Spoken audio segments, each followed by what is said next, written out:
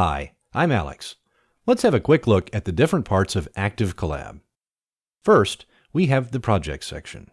If you're a project manager, this is where you assign tasks and set deadlines, but we'll get back to this later. Next, there's My Work. Here, I can see tasks I'm assigned to and all the updates on those tasks, like if someone leaves a comment or mentions me.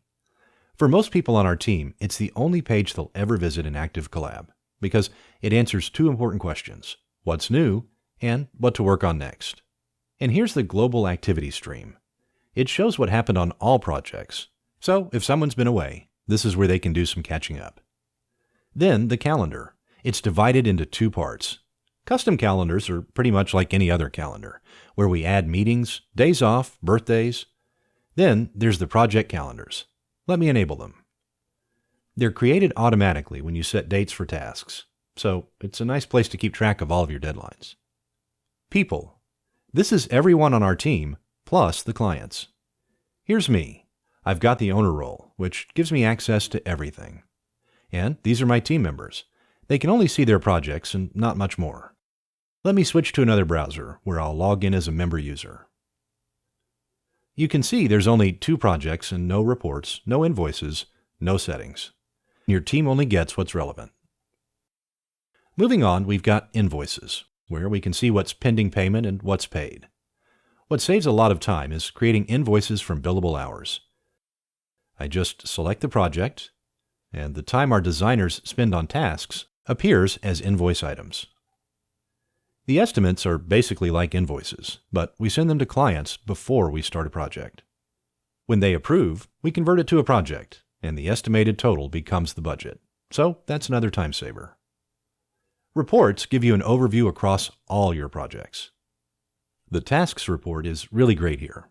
For example, it can show me a list of all tasks that are blocked and late, grouped by project, and here they are. After I run the report, I can save the preset and use it as a mini dashboard to track progress and see what's critical. Finally, here's the add-ons. We've enabled Slack so we get notifications about new tasks in our client channels, and PayPal Direct, which lets our clients pay invoices with their credit cards. Okay, now let's focus on how we work with projects. Let's start a new one here. Enter a name and the description. Our workflow is pretty much the same on all of our design projects, so I'm going to use a template. Then choose a label to show what stage it's in, a client company, and enable tracking time and expenses. Check the hourly rates, and we're set. Because it's a template, these people are added to the project by default. But we can add more if we like. Everyone on the list will get an email with a link to this project. Okay, let's move on. And here's our project. Each project is made up of tasks and people assigned to those tasks. You can also see this if I add a new task to the list. Here's where I choose the assignee, and here's where I set a start and end date. Let's set the duration of 4 days and create the task.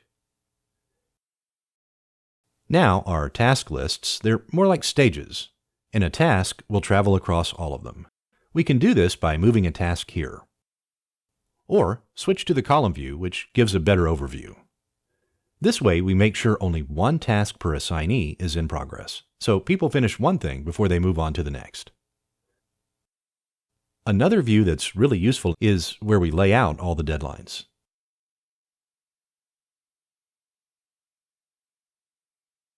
Once all the tasks have been set, people start working toward them based on the due date. An important part of the process are task labels. We initially mark an item as new. Once an assignee sees it, they set it to confirmed. After that, they can start working on the task and set it to in progress. This helps us answer the question, who's working on what? To filter just the tasks that are in progress inside a project, I click here. Or I can go to the Open Tasks report. This will show me all tasks across all projects that are in progress. I just have to click this preset that I made. Of course, just like anything that's in progress, a lot of questions pop up the moment people start working. And here's the beauty of ActiveCollab. Unlike email or chat, conversations are all organized under tasks. So all the messages are on topic and stored in one place. If I need someone's input, I just post a comment and mention them. Everyone who's subscribed to this task will also get an email notification. Let me find a notification email in my inbox. Here it is. I can also post a reply to a comment notification from my mail, and that will be posted in ActiveCollab too. Let's check it out. Open the link to the task, and here it is. Our clients love this, so they don't have to learn the software or log in.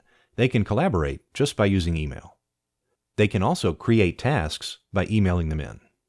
We just give them the project email address, and new tasks will appear inside the project. But we've also got some long-term clients that work with us in ActiveCollab. That's how they get an overview of how their projects are coming along and leave feedback. If something is for our eyes only, we can always hide tasks from them or have private discussions. You also have the option to show or hide your time and expense from them. But we're transparent, so we keep it visible to all clients. This helps us track project budget for the clients. The hourly rates we set automatically reduce the budget when we track time. You can add time directly from ActiveCollab here, or use the desktop timer app. Let's bring it up. The best part about the app is that it lists all the user's tasks. That means people don't have to log in to ActiveCollab to submit time or check what to work on next.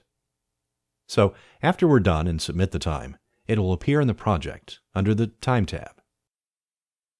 There's also a couple of reports for this here. The time tracking report shows all the time entries across all projects. They can be grouped by project, client, assignee, or job type. The expense tracking report does pretty much the same thing, only it's for fixed costs. Then there's estimated versus tracked time. This helps us see if our tasks are on track or if something is taking longer than it should. Moving on, the project budget versus cost report shows us a detailed rundown of how much we've spent per project. And finally, the payments report tells us how much we've been paid. So this about covers it. Hopefully, I gave you a few ideas of how to use ActiveCollab, and hope you find it useful.